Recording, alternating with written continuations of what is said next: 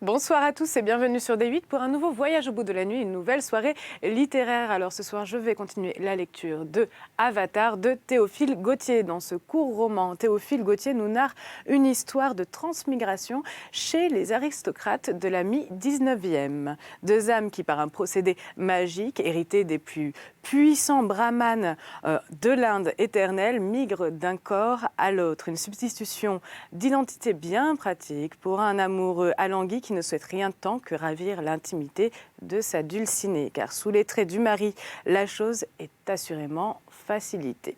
Du côté de l'époux, dur de se faire refouler de son propre domicile sous prétexte que l'on présente les apparences du jeune fou dévoré par la passion. Ainsi, 150 ans avant James Cameron, Gautier imaginait la dissociation entre le physique et l'esprit et la prise de possession d'un autre corps par l'âme de son nouveau pilote. Comme pour les navis, en somme, un texte distrayant et non dénué d'humour. Donc nous allons passer à la lecture. N'hésitez pas à réagir sur les réseaux sociaux #VBN ainsi que sur notre page Facebook Voyage au bout de la nuit. Et oui, j'avais caché mon petit livre derrière un coussin.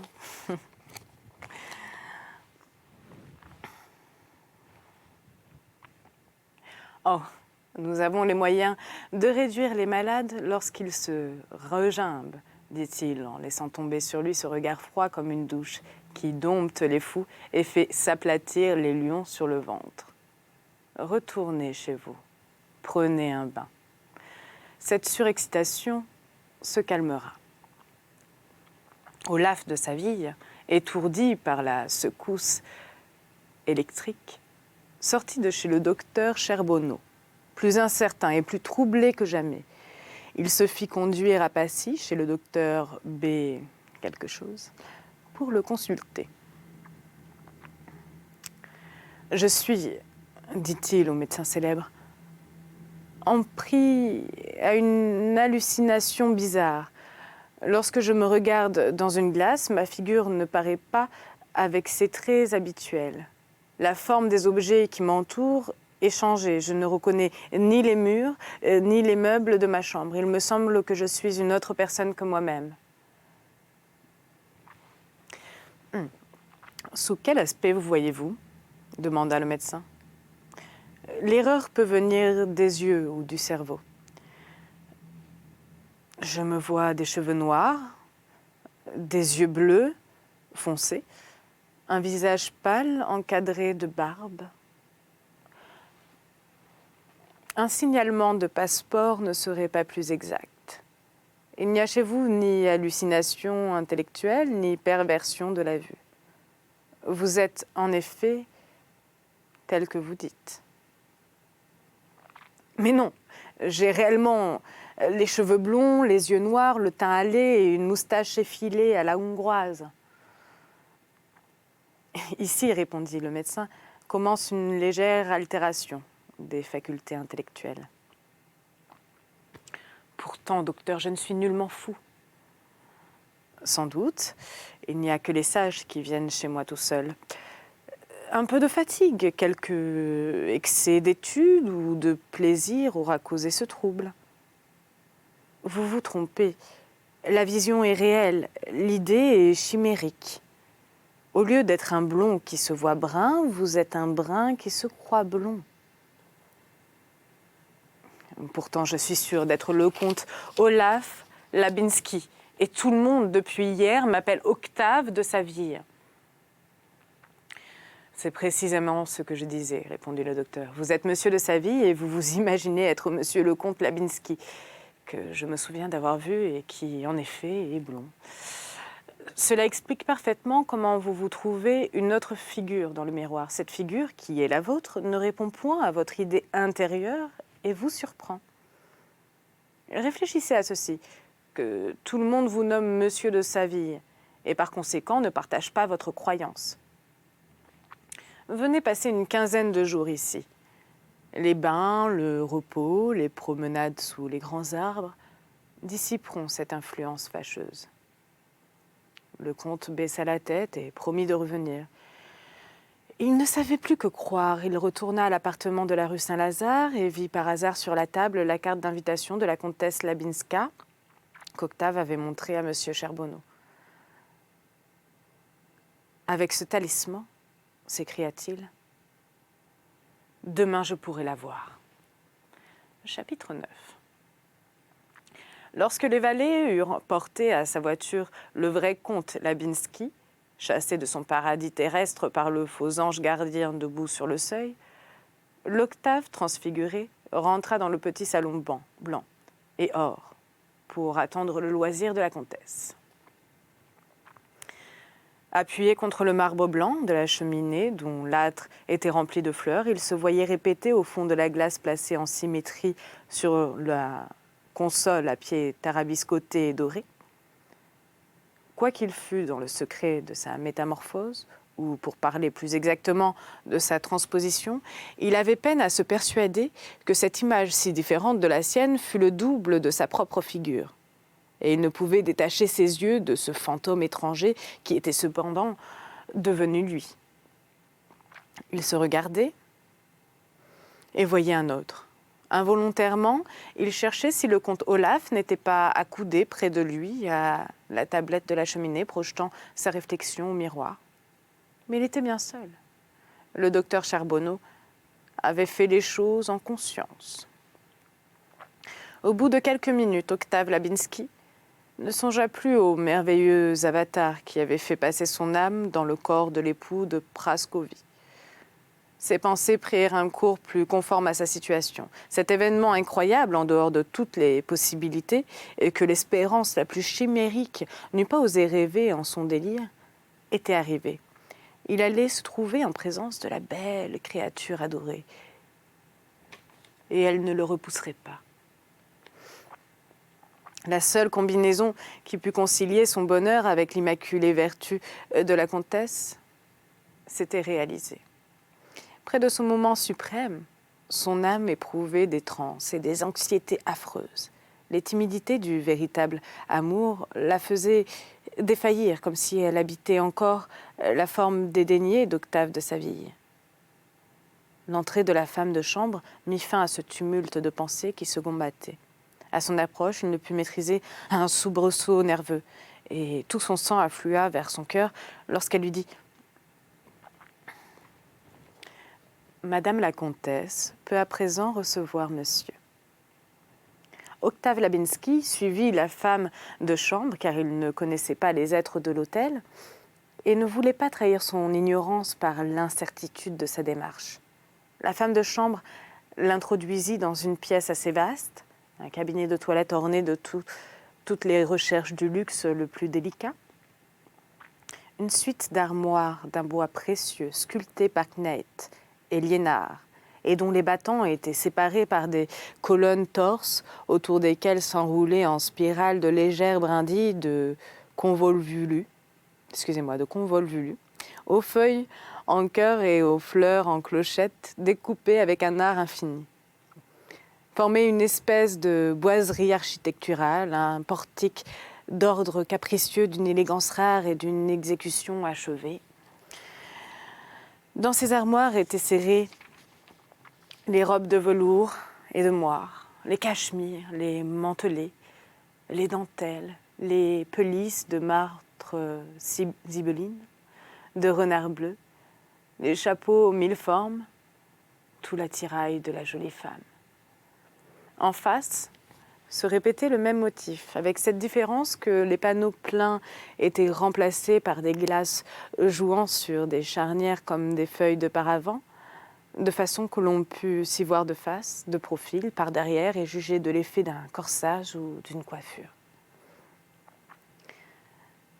Sur la troisième face régnait une longue toilette plaquée d'albâtre onyx, où des robinets d'argent dégorgeaient l'eau chaude et froide, dans d'immenses jattes du Japon, enchâssées par des découpures circulaires du même métal. Des flacons en cristal de Bohême qui, au feu des bougies, étincelaient comme des diamants et des rubis, contenaient les essences et les parfums. Les murailles et le plafond étaient capitonnés de satin vert d'eau. comme l'intérieur d'un écrin. Un épais tapis de Smyrne, aux teintes moelleusement assorties, ouatait le plancher. Au milieu de la chambre, sur un socle de velours vert, était posé un grand coffre de forme bizarre, en acier de Khorassan, ciselé, niellé et ramagé, d'arabesques d'une complication à faire trouver simple les ornements de la salle des ambassadeurs à l'Alhambra. L'art oriental semblait avoir dit son dernier mot dans ce travail merveilleux auquel les doigts de fée des Péris avaient dû prendre part. C'était dans ce coffre que la comtesse Praskovie-Labinska enfermait ses parures, des joyaux dignes d'une reine, et qu'elle ne mettait que fort rarement, trouvant avec raison qu'il ne valait pas la place qu'il couvrait. Elle était trop belle pour avoir besoin d'être riche. Son instinct de femme le lui disait. Aussi, ne leur faisait-elle voir les lumières que dans les occasions solennelles où le faste héréditaire de l'antique maison Labinski devait paraître avec toute sa splendeur. Jamais diamants ne furent moins occupés. Près de la fenêtre, dont les amples rideaux retombaient en plis puissants, devant une toilette à la duchesse, en face d'un miroir que lui penchaient 2 anges sculptés par mademoiselle de Fauveau, avec cette élégance longue et fluette qui caractérise son talent illuminé de la lumière blanche de 2 torchères à 6 bougies, se tenait assise la comtesse Praskovie-Labinska, radieuse de fraîcheur et de beauté.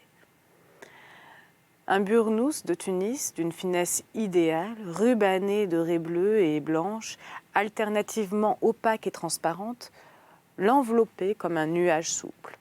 La légère étoffe avait glissé sur le tissu satiné des épaules et laissé voir la naissance et les attaches d'un col qui eût fait paraître gris le col de neige du cygne. Dans l'interstice, des plis bouillonnaient les dentelles d'un peignoir de batiste, parure nocturne que ne retenait aucune ceinture. Les cheveux de la comtesse étaient défaits et s'allongeaient derrière elle en nappe opulente, comme le manteau d'une impératrice. Certes, les torsades d'or fluide, dont la Vénus Aphrodite exprimait des perles agenouillées dans sa conque de nacre, lorsqu'elle sortit comme une fleur des mers de l'azuré ionin, étaient moins blondes, moins épaisses, moins lourdes. Mais les lambres du Titien, à l'argent de Paul Véronèse, avec le vernis d'or de Rembrandt, faites passer le soleil à travers la topaze et vous n'obtiendrez pas encore le ton merveilleux de cette opulente chevelure qui semblait envoyer la lumière au lieu de la recevoir et qui eût mérité mieux que celle de Bérénice de flamboyer. Constellation nouvelle parmi les anciens astres. 2 femmes la divisaient, la polissaient, la crespelaient et la rangeaient en boucle, soigneusement massée pour que le contact de l'oreiller ne la froissât pas. Pendant cette opération délicate, la comtesse faisait danser au bout de son pied une babouche de velours blanc brodée de cantilles d'or, petite à rendre jalouses les canoums et les odalisques du padishah. Parfois, rejetant les plis soyeux du bournou, elle découvrait son bras blanc et repoussait de la main quelques cheveux échappés avec un mouvement d'une grâce mutine. Ainsi abandonnée dans sa pose nonchalante, elle rappelait ces sveltes figures de toilette grecque qui ornent les vases antiques et dont aucun artiste n'a pu retrouver le pur et suave contour. La beauté jeune et légère, elle était 1000 fois plus séduisante encore que dans le jardin de la villa Salviati à Florence. Et si Octave n'avait pas été déjà fou d'amour, il le serait infailliblement devenu. Mais par bonheur, on ne peut rien ajouter à l'infini. Octave Labinski sentit à cet aspect, comme s'il eût vu le spectacle le plus terrible. Ses genoux s'entrechoquaient et se dérobaient sous lui. Sa bouche se sécha et l'angoisse lui étreignit la gorge comme la main d'un seug. Les flammes rouges tourbillonnèrent autour de ses yeux, cette beauté le médusait. Il fit un effort de courage, se disant que ces manières effarées et stupides, convenables à un amant repoussé, seraient parfaitement ridicules de la part d'un mari, quelque épris qu'il pût être encore de sa femme, et il marcha assez résolument vers la comtesse. « Ah, c'est vous, Olaf. Comme vous rentrez tard ce soir, » dit la comtesse sans se retourner, car sa tête était maintenue par les longues nattes que tressaient ses femmes, et la dégageant des plis du bournou, elle lui tendit une de ses belles mains. Octave saisit cette main plus douce et plus fraîche qu'une fleur, la porta à ses lèvres et y imprima un long, un ardent baiser. Toute son âme se concentrait sur cette petite place. Nous ne savons quelle délicatesse de sensitive, quel instinct de pudeur divine, quelle intuition irraisonnée du cœur avertit la comtesse. Mais un nuage rose couvrit subitement sa figure, son col et ses bras, qui prirent cette teinte dont se colore sur les hautes montagnes la neige vierge, surprise par le premier baiser du soleil. Elle tressaillit et dégagea lentement sa main, demi-fâchée, demi-honteuse. Les lèvres d'Octave lui avaient produit comme une impression de fer rouge.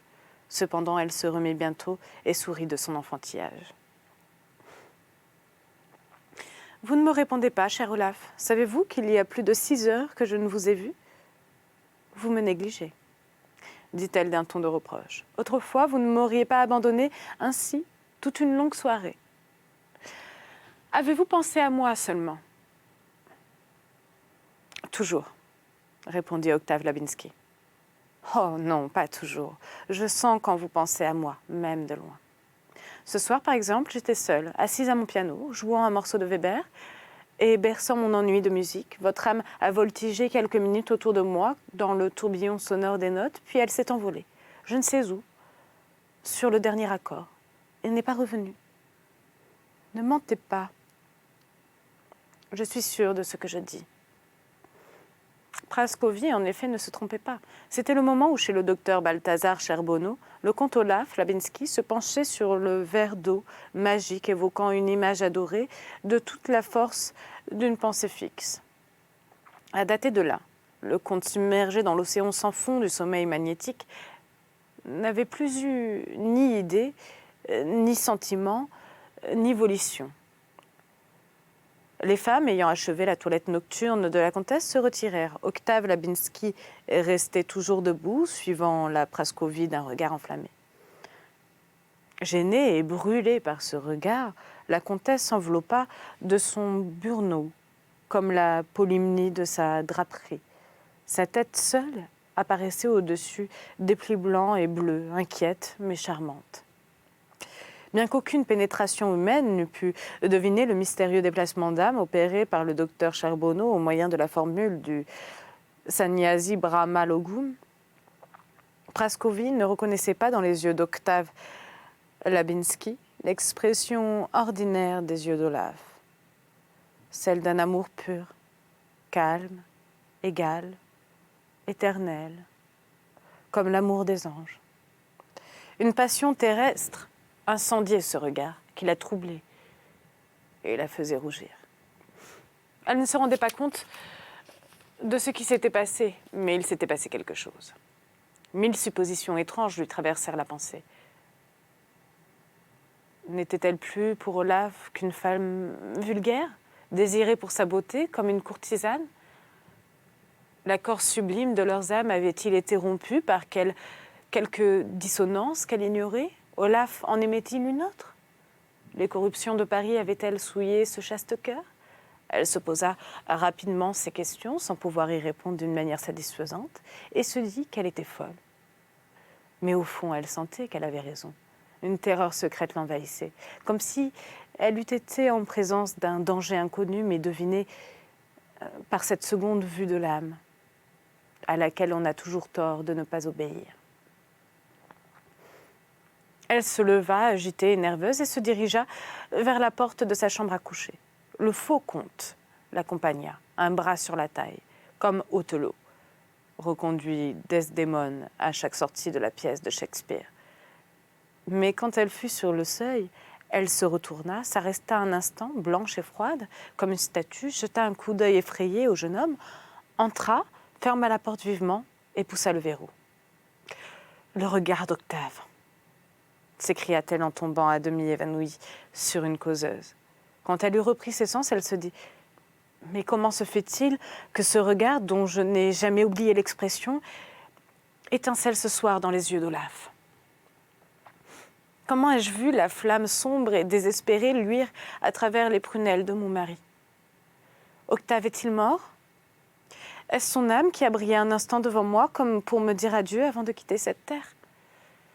Olaf, Olaf, si je me suis trompée, si j'ai cédé follement à de vaines terreurs, tu me pardonneras, mais si je t'avais accueilli ce soir, j'aurais cru me donner à un autre. » La comtesse assura que le verrou était bien poussé, alluma la lampe suspendue au plafond, se blottit dans son lit comme un enfant peureux avec un sentiment d'angoisse indéfinissable et ne s'endormit que vers le matin. Des rêves incohérents et bizarres tourmentèrent son sommeil agité. Des yeux ardents, les yeux d'Octave, se fixaient sur elle du fond d'un brouillard et lui lançaient des jets de feu. Pendant qu'au pied de son lit, une figure noire et sillonnée de rides se tenait accroupie, marmottant des syllabes d'une langue inconnue. Le comte Olaf parut aussi dans ce rêve absurde, mais revêtu d'une forme qui n'était pas la sienne. Nous n'essaierons pas de peindre le désappointement d'Octave lorsqu'il se trouva en face d'une porte fermée et qu'il entendit le grincement intérieur du verrou. Sa suprême espérance s'écroulait. Et quoi ? Il avait eu recours à des moyens terribles, étranges. Il s'était livré à un magicien, peut-être à un démon, en risquant sa vie dans ce monde et son âme dans l'autre pour conquérir une femme qui lui échappait. Quoique livré à lui sans défense par les sorcelleries de l'Inde, repoussé comme amant, il était encore comme mari. L'invincible pureté de Prascovie déjouait les machinations les plus infernales. Sur le seuil de la chambre à coucher, elle lui était apparue comme un ange blanc de Swedenborg, foudroyant le mauvais esprit. Il ne pouvait rester toute la nuit dans cette situation ridicule. Il chercha l'appartement du comte et au bout d'une enfilade de pièces, il en vit une où s'élevait un lit aux colonnes d'ébène, aux rideaux de tapisserie, où parmi les ramages et les arabesques étaient brodés des blasons, des panoplies d'armes orientales, des cuirasses et des casques de chevaliers atteints par le reflet d'une lampe. Jeter des lueurs vagues dans l'ombre. Un cuir de bohème gaufré d'or miroitait sur les murs. 3 ou 4 grands fauteuils sculptés. Un bahut tout historié de figurines complétait cet ameublement d'un goût féodal et qu'il n'eût pas été déplacé dans la grande salle d'un manoir gothique. Ce n'était pas de la part du comte frivole, imitation de la mode, mais pieux souvenir. Cette chambre reproduisait exactement celle qu'il habitait chez sa mère. Et quoiqu'on l'eût souvent raillé sur ce décor de 5e acte, il avait toujours refusé d'en changer le style. Octave Labinski, épuisé de fatigue et d'émotion, se jeta sur le lit et s'endormit en maudissant le docteur Balthazar Charbonneau. Heureusement, le jour lui apporta des idées plus riantes. Il se promit de se conduire désormais d'une façon plus modérée, d'éteindre son regard et de prendre les manières d'un mari. Aidé par le valet de chambre du comte, il fit une toilette sérieuse et se rendit d'un pas tranquille dans la salle à manger, où madame la comtesse l'attendait pour déjeuner. Voilà, c'est ainsi que se termine donc cette lecture d'Avatar de Théophile Gautier. J'espère que vous avez passé un bon moment. Je vous souhaite une excellente soirée, très bonne matinée pour certains. À tout bientôt.